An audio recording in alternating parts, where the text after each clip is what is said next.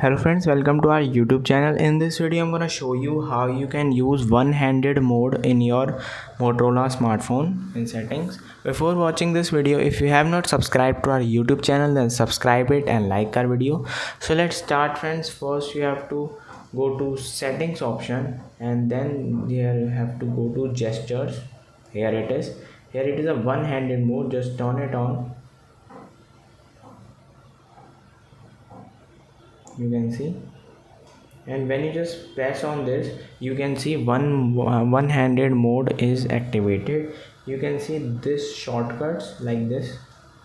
When you just click on it, it automatically shifts to one-handed, and when you just click on anywhere on the screen, it's automatically back to normal.